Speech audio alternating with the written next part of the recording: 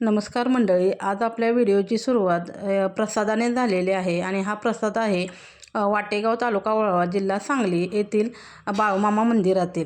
तर प्रसाद तयार आहे बघा. आता हा प्रसाद तयार झाल्यानंतर तो नैवेद्य दाखवण्यासाठी थोडा प्रसाद काढला जातो. प्रथम बाळूमामा मंदिरात नैवेद्य दाखवला जातो, त्यानंतर म्हसोबा मंदिरात आणि नंतर विठ्ठल बिरदेव मंदिरात प्रसाद दाखवला जातो. ढोलांच्या गजरामध्ये हा प्रसाद नेला जातो आणि त्या ठिकाणी नैवेद्य दाखवण्याचं काम केलं जातं बघा. नैवेद्य घेऊन भक्तजन निघालेले आहेत बघा. आणि हा नैवेद्य दाखवून झाला की मग लगेच जेवणासाठी पंक्ती पडतात आणि या पंक्ती साधारणपणे 7-7:30पर्यंत चालू असतात. त्यावेळेस मग परत पंक्ती थांबवून त्या ठिकाणी आरती केली जाते आणि आरतीचा मान किंवा नैवेद्य दाखवण्याचा मान हा जो देणगीदार असतो किंवा जो अन्नदाता असतो, ज्या अमावस्येचा सर्व अन्नाचा खर्च ज्या व्यक्तीने केलेला असतो त्या व्यक्तीला तो मान दिला जातो. तर आता बघा, बाळूमामा मंदिरातून म्हसोबा मंदिरात येऊन त्या ठिकाणी नैवेद्य दाखवला. आता विठ्ठल बिरदेव मंदिरात आलेले आहेत. हा जो ढोल वाजवणारा मुलगा आहे तो अतिशय लहानपणापासून ढोल वाजवत आहे. हा बघा नैवेद्य आणलेला आहे.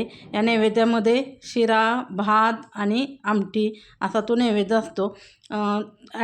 पदार्थ कमी असतात पण पदार्थाला चव अमृताहून जास्त असते. आता बघा आरती चालू आहे.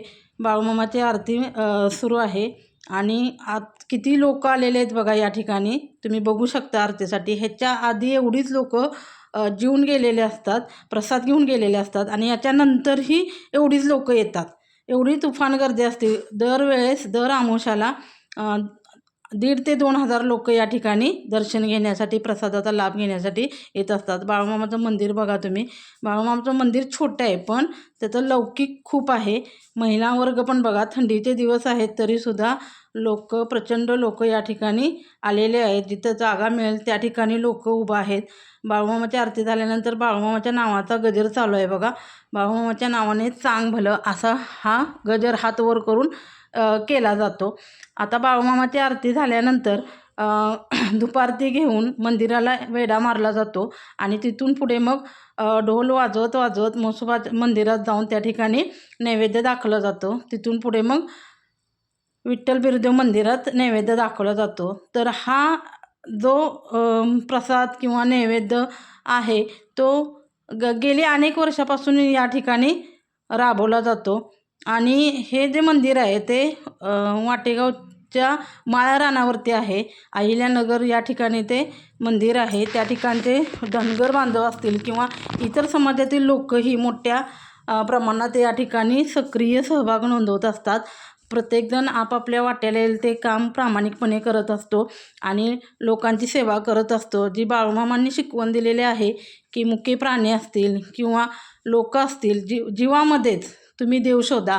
आणि त्या पद्धतीनं या मंडळाने तो उपक्रम चालू ठेवलेला आहे. सेवा अतिशय चांगल्या प्रकारे ते करतात.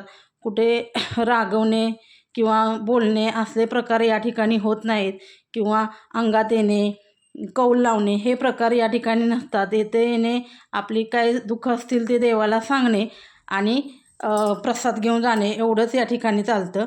बघा ढोल वाजवण्यात किती लोक तल्लीन आहेत आणि ही अशी लोकच काय करत असतात, आपल्या लोकपरंपरा किंवा आपली जी संस्कृती आहे ती संस्कृती जपत असतात, जोपासत असतात, ती वाढवत असतात. आणि यांच्यामुळेच आपल्याला पुढच्या पिढीला आपल्या संस्कृतीचा, आपल्या समाजाचा, आपल्या धर्माचा वारसा पुढे देता येतो. तर दुपारती चालू आहे बघा विठ्ठल बिरदेव मंदिरात. आज हे जे दुपारती घेणारे लोक आहेत यांनी प्रसाद दिलेला आहे आणि त्यांच्या हस्ते हा दुपारती केली जात आहे. त्यांना तो आज मान मिळालेला आहे. आणि ढोल कशी वाजवत आहेत बघा. वाटेगावचे जे ढोल वाजवणारे लोक आहेत धनगर समाजातील, ते अतिशय चांगल्या प्रकारे ढोल वाजवतात. त्यांना वेगवेगळ्या गावावरून ढोल वाजवण्यासाठी सुपाऱ्या दिल्या जातात. त्या ठिकाणी ते जातात. दुपारती घेण्यासाठी लोकांची गर्दी आता होत आहे बघा. या ठिकाणी यावेळेस मंडळातील जे कार्यकर्ते आहेत त्यांना तारेवरची कसरत करावी लागते, कारण की दुपारती घेण्यासाठी महिला एकदम झुंबड करतात. तर त्यांना रोखण्यासाठी त्या कार्यकर्त्यांना खूप मेहनत घ्यावी लागते. आता आरती झाल्यानंतर बघा प्रसाद परत चालू झालेला आहे. जो प्रसाद थोड्या वेळासाठी खंडित केला जातो तो प्रसाद या ठिकाणी परत चालू झालेला आहे. प्रसाद घेण्यासाठी कुणाला आग्रह केला जात नाही किंवा थांबवलं जात नाही. जो तो आपापल्या मनाने आपल्याला पाहिजे तसं, जसं की आदमापूरच्या बाळूमामाजवळ असतं, ते मंदिरात असतं की आपल्याला पाहिजे तेवढा प्रसाद घेणे, तसंच या ठिकाणी असतं. तर माझा हा व्हिडिओ तुम्हाला कसा वाटला कमेंटमध्ये सांगा.